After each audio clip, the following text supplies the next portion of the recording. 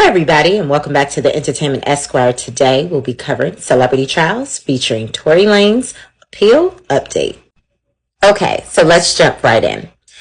Jaquan Smith, who is Tory Lanez's driver, who is actually the only witness outside of Tory, Megan, and Megan's friend Kelsey of her shooting, who could actually testify to what actually happened.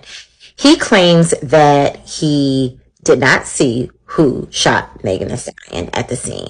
However, he can testify that Tory actually disarmed Kelsey with a weapon that potentially went off, which again may or may have not caused Megan's injuries. He also claims that Kelsey was fighting Megan Thee Stallion and that Tory Lanez tried to intervene. So what impact does Tory Lanez's driver's new testimony have in terms of impacting his appeal? It actually can impact it significantly as long as the testimony is used to fight the elements of the 3 charges that Tory Lanez was actually found guilty of. So let's dig in deeper. He was found guilty of assault with a semi-automatic weapon, discharging a weapon with gross negligence, and carrying an unregistered weapon in a vehicle. So his driver's testimony would have to combat each of those charges in order for him to now be found not guilty on all 3.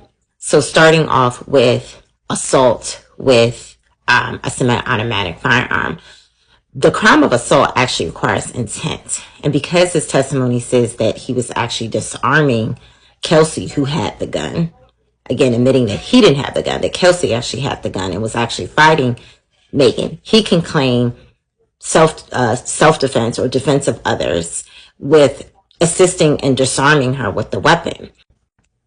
So while the driver's testimony may help him reverse the assault with a semi-automatic firearm charge, it may not help him with the second charge of gross negligence when discharging a weapon, because one could argue that the way in which he tried to disarm 2 women fighting was grossly negligent, that it would have probably been foreseeable the way he tried to intervene that the weapon could go off and harm someone. So one could still argue how he disarmed the situation was grossly negligent, but then someone can also say it wasn't grossly negligent. Maybe it was just negligent.